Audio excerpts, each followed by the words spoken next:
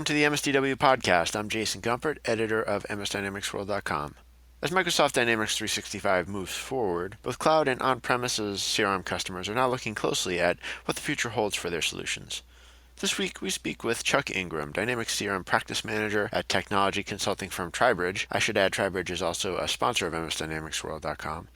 Chuck is a true veteran of the CRM industry, and he recently contributed to an MSDW article on the changes to licensing for CRM on-premises customers who are moving forward to Dynamics 365 on-premises. It's an area that can be a bit tricky with the details, but it's going to impact thousands of customers in the near future, so I think it's worth watching now and as the product evolves too. And as you'll hear, it's not just licensing, but verticals, functional capabilities, and service delivery that are all up for reevaluation as Microsoft moves its business solutions to the cloud. Chuck Ingram, thanks for joining us today. Thank you, Jason. I'm happy to be here. So I thought I'd ask you to start by telling us a little bit about your background in the enterprise software and CRM space and what brought you to this point in your career at Tribridge. So, Jason, I've been in CRM. I'll give away my age a little bit since they started calling it that in the late 90s. I started back in the late 90s and went through the 2000s, worked at Microsoft for, I think, 8 years.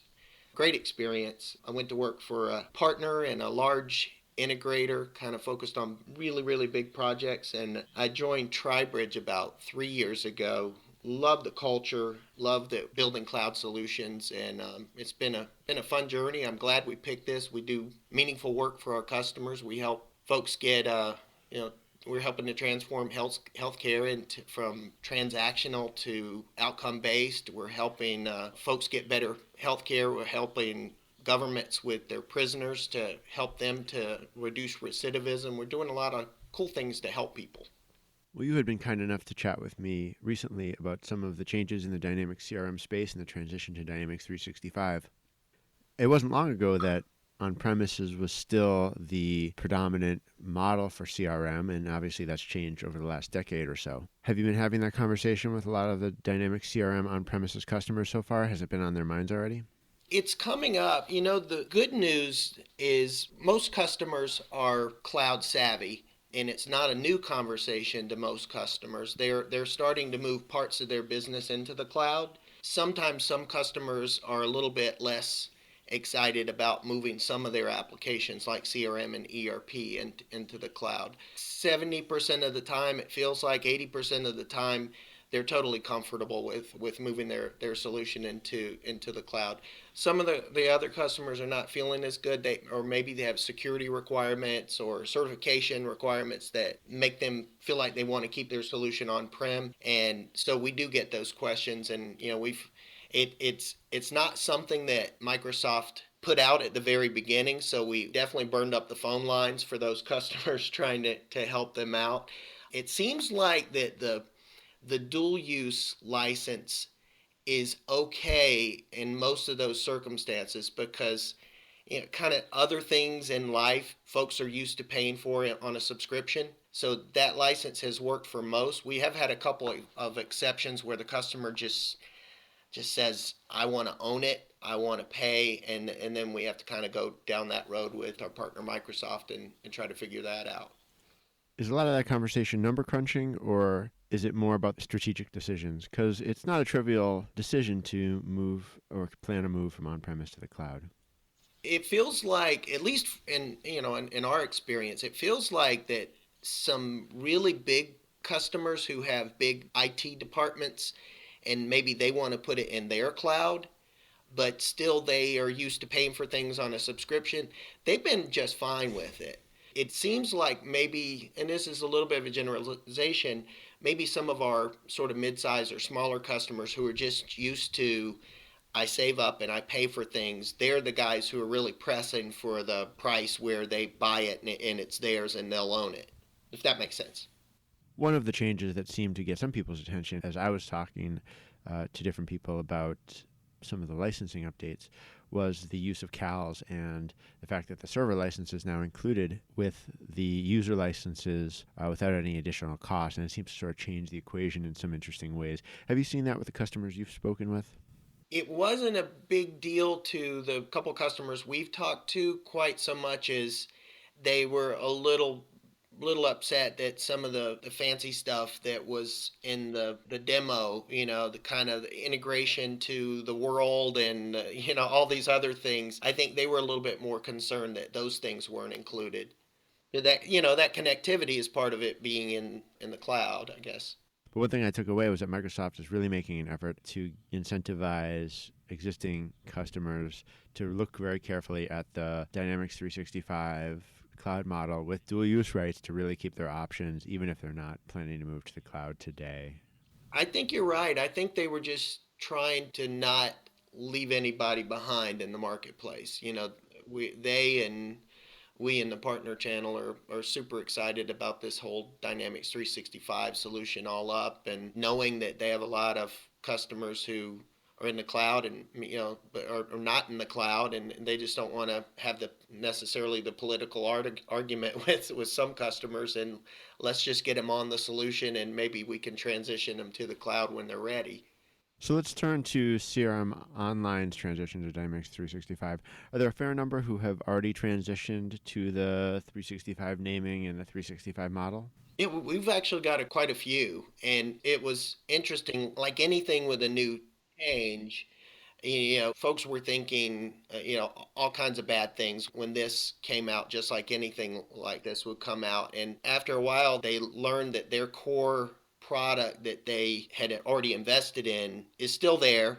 It's just there's some extra goodness that they have access to that they didn't have access to before. And it almost, even though we were all saying it and they're getting emails from Microsoft and there's calls coming in and things like that. It was like people didn't really, a lot of folks didn't really get that until they saw it. And now they see it's real, and now they see the intent behind Microsoft not just marrying ERP and CRM, but trying to build this platform that helps folks get, sort of digitize their business. Are there common questions that you're hearing about from your CRM clients about making the transition to Dynamics 365 so far? Well, the good news is once people kind of get this unpacked for them, they seem pretty receptive to it. And then for some customers who are on premise, they've got some runway to make plans for it. So more unpacking the messaging of what's there and coming up with a plan for our customer to get them there. And if it's now, that's great. And if it's not for 6 months or whenever, that's great too. As practice director, are you thinking about particular capabilities or particular elements of the Dynamics 365 model that you want your team to be engaging with your clients in, for example, areas like integration or cloud services or any particular areas of improvement in the customer experience app roadmaps? Yeah, well, there's a couple of elements. One is we're trying to make sure, we've all, whether you have a spouse or a roommate or whoever, when someone comes home and you say, hey, how was your day, and they say, oh, it was fine. you Sometimes you want to ask your spouse what happened, how was what happened, if you just walk away, that's not the right thing to do. Sometimes when our customers are saying they just need a new ERP or they just need a new CRM, maybe we really need to ask some more questions. And there's this big, and Microsoft's been trying to educate us all on this. There's a digital disruption that's going on right now. And for example, I'm a part-time musician, and I've seen how industries can be disrupted by digital. And so, whether the disruption's happening now or it's happening over the next 6 months or the next couple of years, it seems to be happening to almost every industry. So, maybe a customer's asking us for a new ERP or a CRM, and really this customer in their internal meetings, their dialogue is, well, shucks, our sales are off. What could it be? And maybe they're solving for it that it's operations. And really, if we ask some more questions and we realize that their industry is being disrupted, we might find that their sales are off is because their customers are buying stuff from Amazon.com. And if they're just going to streamline operations and not have a bigger strategy, then it's going to be tough to out operate Amazon.com with robots and drones and things like that. But maybe they could get closer to their customer. And one of the cool elements of Dynamics 365 we like is that it's not just the marriage of ERP and CRM. It's going to help our customer get closer to their customer and understand their digital customer and help their customer get context and help themselves get insight into their customer. And maybe if they know more about their customer, they can use this solution to deliver services to their customers and products to their customers in a more timely basis and know what the customer wants better so that they can kind of defend and hopefully expand their business. And if I had to guess, it must also make Microsoft happy to hear or to see that their partners are selling something more holistic. While CRM is often the tip of the spear in terms of technology that addresses customer experience, if you do a journey map for almost any business process, when they get to a certain moment of truth, it could be that that moment of truth, the touch point is not a CRM piece of technology. It could be that interaction could be supported by ERP or a spreadsheet or who knows what. So one of the things that Dynamics 365, and I'm sure other partners are thinking this through similarly, is maybe our businesses don't need to be organized quite so much by applications, but by business process. Folks interact with their customers. I know there's a strong industry slant to how Tribridge approaches this market. With Dynamics 365, are there any interesting cases that jump out at you so far? Well, it's really interesting. One definitely comes to mind because it's close to heart in my house. Most of my I'm from the South, so you can tell by my accent, but most of my family suffers from high blood pressure. And my wife is actually a nurse. And we had a customer where we just went live with a solution in the healthcare space, and it's a care coordination solution. And this customer actually, their first group of users, and these are not CRM users, they're people who wear a Internet of Things device on their hand that kind of reminds them to take medicine and go check your blood pressure, or hey, you didn't take your pill today, and things like that. This first group of users that went live on this solution, our customer reported back to us that they had a 52% reduction in blood pressure related events, hypertensive events. And we all know what happens if hypertension isn't addressed, and it's bad. So this is something that directly correlates back to the solution that the platform that 365 gives us to implement this solution.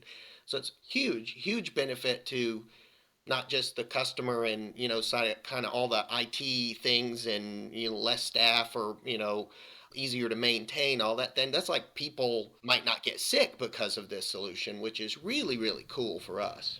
So the pace of innovation with Dynamics CRM solution has been so fast over the last couple of years with so many new capabilities being released on such a regular basis. Are there areas that you are looking to for your team to really pay attention to with the latest release, either for on-premise in particular or online in particular, that you're going to be watching for? I'll answer that if I can in two pieces. One, you're right. They're pulling out pieces of functionality and delivering it fast, and we're excited about that because, like you and I said earlier, just putting CRM and ERP in one application is not too compelling. It's nice but not compelling. But all these other things are. One that we expect to do things with really quickly is learning paths. People are buying CRM because they want to get closer to their customers. You and I agree it's not the only tool for it, but it's kind of the tip of the spear.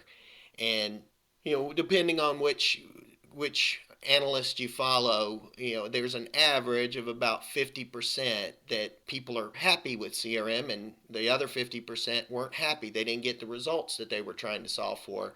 And we think that that's because people are not getting the adoption that they want, and hence not getting the outcomes down the road that they'd like. So this learning path we think is something that can help after the initial project is over, get that adoption for the customer. And it's malleable once if the process has changed, but it really bakes the training into the application versus, kind of, the big batch of training and, half the team was out on conference calls during the training and, oops, I've got to enter a lead and I don't know how to do it now. So having the training embedded in the application is kind of disruptive if you ask me. I think the second thing that we're trying to solve for is because more features are being introduced over time that would have value to the customer, and because the customer can only consume so much stuff all at one time, should we not just look at this as a project, and maybe we look at it as a relationship with a customer over time? And if that's true, then maybe we'd want to work together almost like a Netflix type thing, a subscription. So that's kind of coming up in some of the conversations lately, and pretty exciting to, maybe you can give the customer less up front so they don't get sort of overload and they can get some adoption, and you can give them some more along the way and they just pay one price for all of it.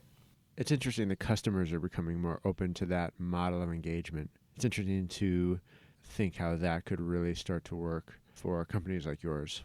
I think so, and in certain customers, it's such a natural conversation for, at least in my experience so far. In certain customers, it's not, and I think we're finding that some customers just want a technology refresh. Maybe they were a Salesforce.com customer, and the kind of add-ons that you get with Salesforce.com kind of piled up on them.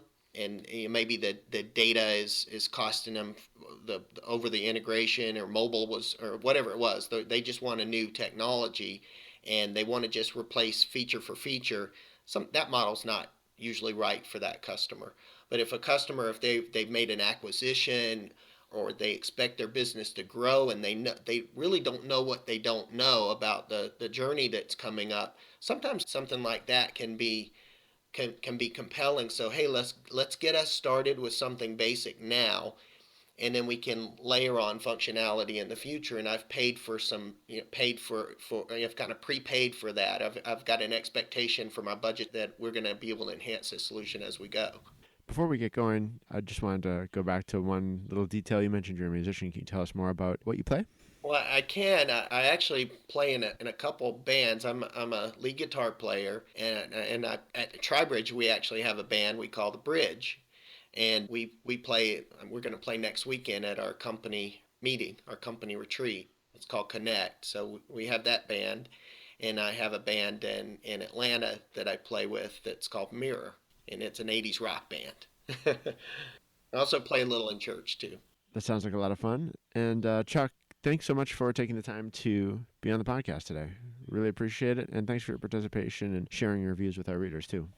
Absolutely. Jason, thanks so much. Always love talking to you.